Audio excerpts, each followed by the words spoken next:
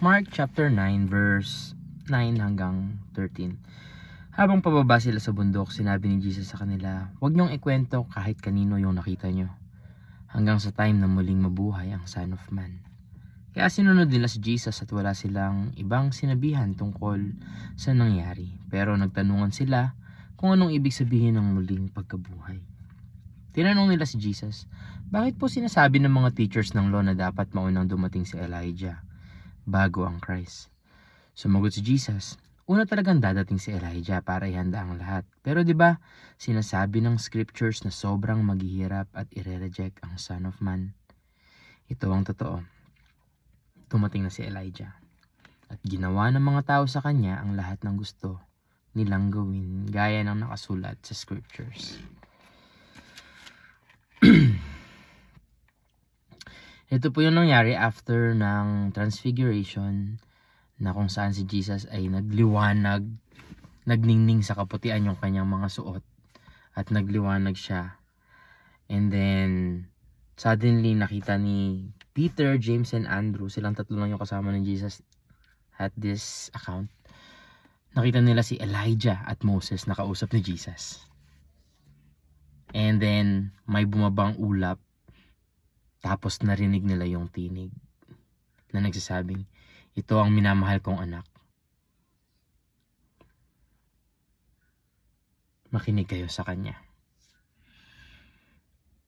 And then after nun, pagtingin nila sa paligid, wala na si Elijah at si Moses. Si Jesus na lang yung nandoon.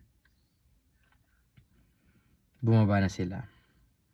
And then Jesus instructed them. Sabi ni Jesus, "Huwag niyong sabihin kahit kanino kung ano yung nakita niyo, hanggang sa time na muling mabuhay ang Son of Man." Sinunod nila si Jesus at wala silang ibang sinabihan tungkol sa nangyari. Pero nagtanungan sila kung anong ibig sabihin ng muling pagkabuhay. So I could assume na this time na nagtanungan sila, nakababa na sila sa bundok and they are with other disciples, na ang tanungan na nila, hindi kasi nila kinuwento kung ano yung nangyari kay Jesus, pero nagtanungan sila, ano kaya yung ibig sabihin ng muling pagkabuhay? Kasi prior to this event, Jesus already told them na mamamatay siya. Ayun no, yung paghihirap at kamatayan ni Jesus. Mark chapter 8 verse 31 hanggang sa chapter 9 verse 1.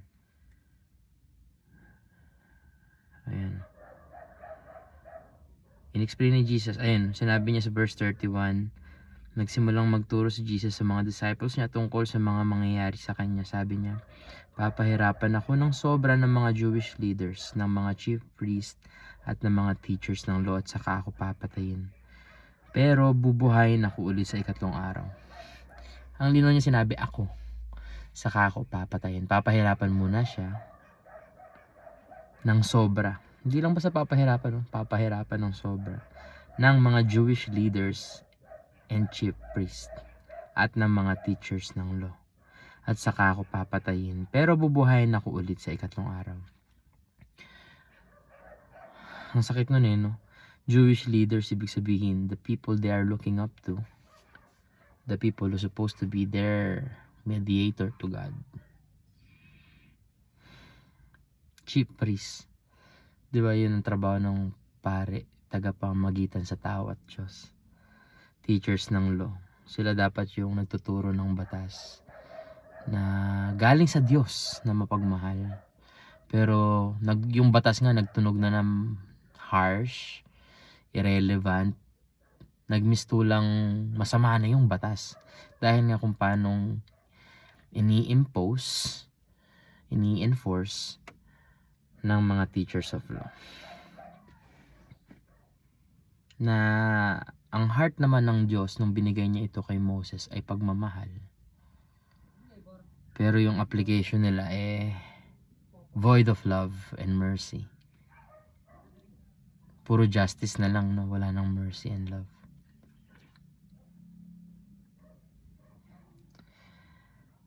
So na-predict na ni Jesus or nasabi niya na sa mga disciples niya. Pero this time, they're still clueless. Probably they thought it was a parable, or baka hindi niya naman mean yun literally na mamamatay siya tas 3 days after mabubuhay siya. that's their dilemma. Ano ang ibig sabihin ng muling pagkabuhay? Pero nung tinanong nila si Jesus, hindi nila tinanong kung ano ibig sabihin ng muling pagkabuhay. Ang tanong nila, bakit po sinasabi ng mga teachers ng law na dapat maunang dumating si Elijah bago ang Christ? Hindi natin alam, inassume ba nila na ang tinutukoy ni Jesus na muling mabubuhay si Elijah na muling mabubuhay kasi nga hindi lang masabi ni Peter, James, and John sa other disciples, nakita nila si Elijah and Moses. Si Moses ba muling mabubuhay? Si Elijah ba muling mabubuhay? And probably they want to clarify their confusion. But Jesus answered them in a way na nilid back ni Jesus sa Son of Man, sa Christ, sa Kanya, sa sarili niya. Una talagang dadating si Elijah para ihanda ang lahat. Yun yung sagot ni Jesus. Pero 'di ba sinasabi ng scriptures na sobrang maghihirap at ire-reject ang Son of Man. Ito ang totoo, dumating na si Elijah at ginawa ng mga tao sa kanya ang lahat ng gusto nilang gawin gaya ng nakasulat sa scriptures. Probably, they're clouded by what happened na nakita nila si Moses and Elijah. And that's valid kasi nga, heroes of ano nila yun of their ethnicity, of their history. Moses wrote the Genesis, Exodus, Leviticus, Numbers, and Deuteronomy. And Elijah performed a lot of miracles. And Elijah even didn't experience physical death kasi nga kinuha siya ni Yahweh, raptured sa pamamagitan ng ipo-ipo na pinatunayan ni Elisha ng kanyang apprentice, who was also a great prophet who performed a lot of miracles as well. And Elijah represents the prophets, the Nevi'im, di ba? Ang kanila pong, the teachers of the law are teaching the Tanakh. That consists of three category. Torah, which is the book of the law, Genesis, Exodus, Numbers, Leviticus, Deuteronomy. Nevi'im, the books of the prophets, Ezekiel, Daniel, Isaiah, Jeremiah, Joel, Amos, Obadiah, Hezekiah, wala din yan. Zephaniah, Zechariah, Malakay, Haggai, Habakuk, ayan. And the Ketuvim, the writings, Job, Psalms, Song of Solomon's, Lamentations, kasama ba yan? Not so sure. Pero that's what the teachers of the law are teaching. And then they're the one who will make Jesus suffer a lot, and eventually kill him. And Jesus started to tell them that na yun yung mangyayari sa kanya while grieving dun sa nangyari kay Elijah. Sabi niya, ito ang totoo, dumating na si Elijah at ginawa ng mga tao sa kanya ang lahat ng gusto nilang gawin gaya ng nakasulat sa scriptures. Jesus was referring to John the Baptist, his cousin, anak ni Elizabeth, na kapatid ni Mary. And ginawa ng tao kung ano gusto niyang gawin sa kanya. Kinulong, tinali, pinugutan ng ulo. Masakit yun.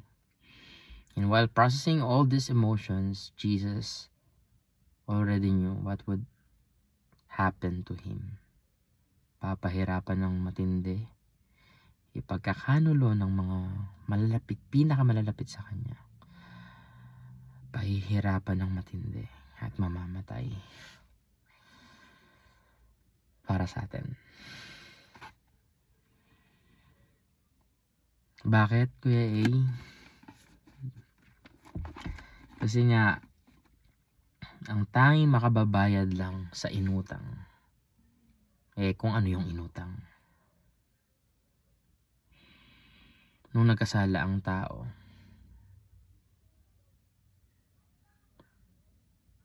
nakuha ni Satan yung dugong banal. Dugo. Life is in the blood. Leviticus 17:17.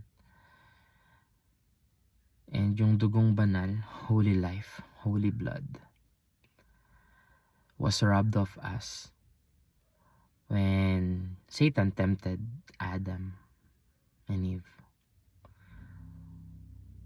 And the only way to ransom for that or claim that back is through sacrificing a holy blood, which can only be done by one person, Jesus Christ, our Lord and Savior. God bless everyone.